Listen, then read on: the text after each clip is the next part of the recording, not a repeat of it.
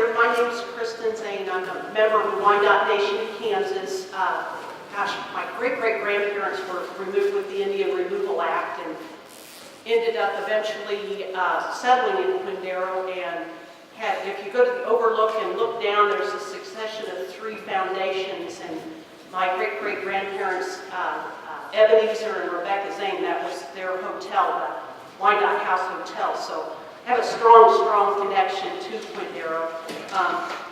Make a correction to the program. My mom would be really proud of me that I'm not a doctor.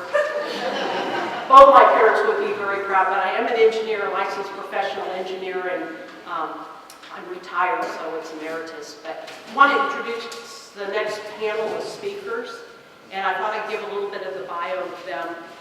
The first one is Christopher Childers. He's an assistant professor of history at Pittsburgh State University in Pittsburgh, Kansas, where he teaches courses in early American Republic, political history and Kansas history. Received his BS and BS Ed and MA in history from Emporia State University and his PhD from Louisiana State University.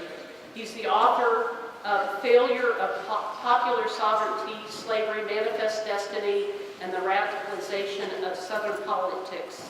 He co-authored The American South, A History, 5th edition, and has written several journal articles and book essays. His new book, The Webster-Kane Debate, Defining Nationhood in the Early American Republic, will be published by Johns Hopkins University Press in the fall of 2018. Our next panel person is Ty Edwards, and she earned her PhD at KU, Rock Chalk, and has been a professor at Johnson County Community College since 2010. Her research and teachings focuses on colonization, indigenous peoples, gender, and disease. Her article, Disruption and Disease, the Osage Struggle to Survive in the 19th Century Trans-Missouri West, won Kansas History's Edgar Langsdorff Award in 2014, and her book, Osage Women and Empire, Gender and Power, will be published by University Press of Kansas, April of 2018, so just down the road.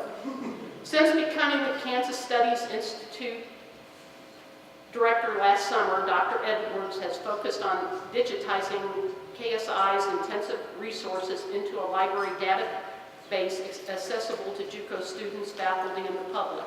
She has also emphasized integrating JUCO students into the broader history of Kansas through teaching a Kansas as Text course and taking students on class trips in the state. In December, KSI received a Kansas Humanities Council grant to record oral histories of Vietnam vets, also to be digitized, which will be conducted this summer and fall with numerous events hosted on campus surrounding Veterans Day of 2018. Our third panelist, John Nichols, is an archivist and member of Wyandot Nation of Kansas. He has an MA with History and Museum Studies, concentrations from the University of Kansas.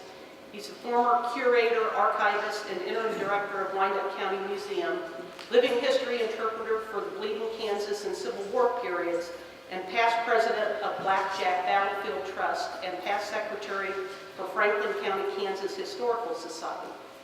He's an early member of the Territorial Kansas Heritage Alliance and Freedom's Frontier National Heritage Area. If our 3 panelists would come up.